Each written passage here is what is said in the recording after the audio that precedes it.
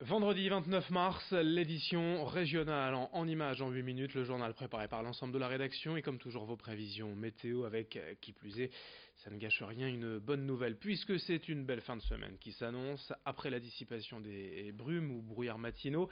En ce début de journée, des températures un peu fraîches au lever du jour. On va avoir une belle journée dans l'ensemble, du soleil, du ciel bleu, un temps clair, sec et dégagé pour toute la fin de semaine jusqu'à ce week-end, jusqu'à dimanche. On profitera de cette belle météo avec peut-être un peu plus de perturbations dimanche, mais ça on en reparlera. Pour les températures, je vous le disais, c'est plutôt frais au lever du jour, mais les températures vont remonter. Elles seront printanières à l'intérieur des terres, 16 degrés à Saint-Omer, 17 degrés à Lille, un peu plus fraîche tout de même près de la mer.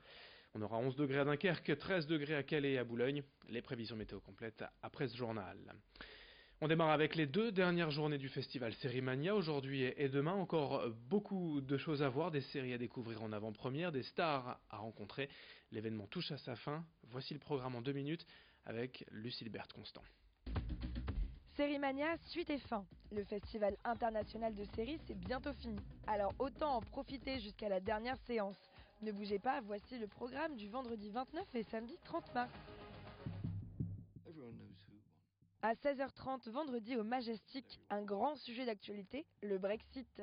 Cette fiction éponyme permet de découvrir l'envers de la campagne du référendum de 2016 pour la sortie du Royaume-Uni de l'Union européenne. Portée à l'écran par Benedict Cumberbatch, que vous avez pu voir dans la série Sherlock, la série nous présente le personnage du directeur de campagne favorable au Brexit. Fin stratège, il utilise des algorithmes pour trouver des électeurs cachés. Samedi à 16h30, les couples de la série de M6 Scène de ménage seront à l'UGC Cinécité. Pour la première fois, la quasi-totalité du casting de Scène de ménage viendra à la rencontre du public avec des extraits inédits. Une séance de dédicace suivra au Tripostal. Venez rencontrer Anne-Elisabeth Blateau, David Morat, Marion Gamme, Gérard Hernandez, Amélie Etaz, Grégoire Bonnet ou encore Claire Chost. Et enfin, pour clore cette deuxième édition du festival Sérimania, rendez-vous au Majestic à 17h. Découvrez Black Monday, une comédie placée sous le signe du krach boursier de Wall Street en 1987, un groupe d'outsiders, le vol d'une Lamborghini et la chute du plus grand système financier du monde. Rendez-vous l'année prochaine pour la 3e édition de Sérimania sur vos chaînes Grand Lille TV et Grand Littoral TV.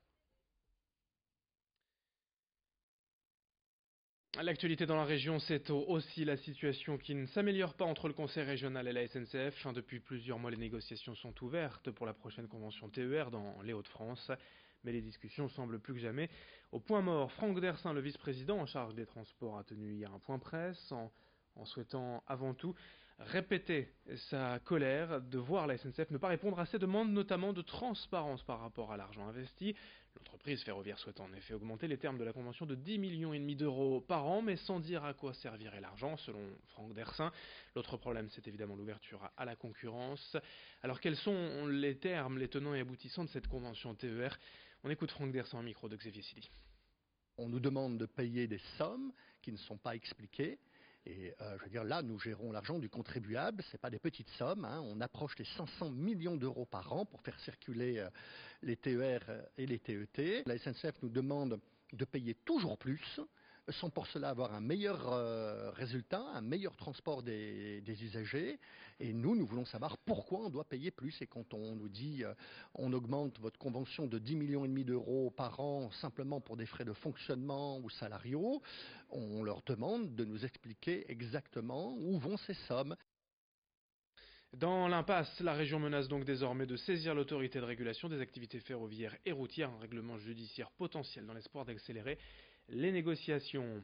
Aujourd'hui, vendredi 29 mars, la date initialement prévue du Brexit. Mais vous le savez, désormais le Royaume-Uni a négocié un délai de quelques jours pour réussir enfin à voter l'accord de sortie, un vote qui semble toutefois encore loin d'être gagné. En attendant, les entreprises de la région et du littoral se disent prêtes à gérer le Brexit, mis à part le port de Calais et le tunnel sous la Manche, qui sont bien sûr deux cas particuliers. Les dirigeants de la région ont tout fait depuis plusieurs semaines pour anticiper au mieux cette nouvelle donne. Un récent rapport annonce tout de même que les entreprises françaises ont perdu depuis 2 ans 6 milliards d'euros de chiffre d'affaires à cause de l'incertitude liée au Brexit. Mais aujourd'hui, la plupart des dirigeants nordistes se disent quand même optimistes pour la suite. Explication au micro de Louis Caillé. Aujourd'hui, on ne sait pas non plus mesurer toutes les incidences. Moi, je dirais qu'il faut en effet observer ce qui va se passer. Moi, je suis assez confiant et j'espère que les choses pourront s'adapter et qu'on aura une période de transition qui sera acceptable. Mais par contre, j'imagine qu'on pourra mesurer un peu mieux les impacts d'ici quelques mois. Il faut savoir malgré tout que depuis la décision des Britanniques de quitter l'Union européenne, il y a eu quand même des incidences sur les entreprises. Il y a eu des pertes quand même financières qui sont mesurées aujourd'hui, qui sont en milliards, mais c'était principalement lié au problème de taux de change. Une nouvelle compagnie aérienne en place à l'aéroport régional de l'île-les-Quins en recherche de pilotes. Twinjet est spécialisée dans les trajets d'affaires vers des villes mal desservies. Après Strasbourg depuis quelques semaines, la compagnie va proposer désormais des vols vers Brest, Mulhouse et Clermont-Ferrand, de quoi offrir aux professionnels des possibilités de déplacement adaptées à leur agenda, le tout à bord de petits avions 18 places. Mais cette compagnie veut aussi se positionner sur le transport dit sanitaire. Avec la proximité du CHRU de Lille, Twinjet propose une offre de vol pour les dons d'organes ou le transport de personnes blessées. La société recrute actuellement 6 pilotes basés à Lille. Explication au micro de Xavier Silly. Le recrutement est ouvert, donc avis aux téléspectateurs qui souhaitent postuler en tant que pilote. Donc nous allons recruter, au total ce seront 6 pilotes qui seront basés à Lille, donc qui habiteront ici localement. Alors il faut déjà avoir un certain nombre d'heures, un minimum de vol, donc ça peut être sur des vols privés. Et ensuite il y a une qualification qui est faite sur notre appareil, donc qui est un Beechcraft 1900. Donc la qualification est également proposée par Twinjet lorsqu'il sera recruté ici chez nous.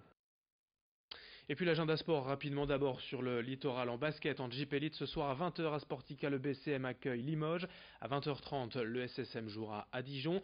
En football en national, Boulogne joue à Villefranche-Beaujolais ce soir, Dunkerque reçoit Laval. En football toujours, mais dimanche à 17h en Ligue 1, le LOSC jouera à Nantes. En basket également, mais à Lille en Pro B. Le LMBC accueille Roanne au Palais Saint-Sauveur ce soir à 20h. Le SBVA en Ligue féminine jouera face à Bourges dimanche à 15h30. Pas de match pour le TLM Tourcoing en volley, exempt ce week-end. Merci de votre fidélité. Fin de ce journal et on se retrouve dans quelques minutes, 8 minutes à peine pour le prochain quart d'heure d'infos. Merci de votre fidélité.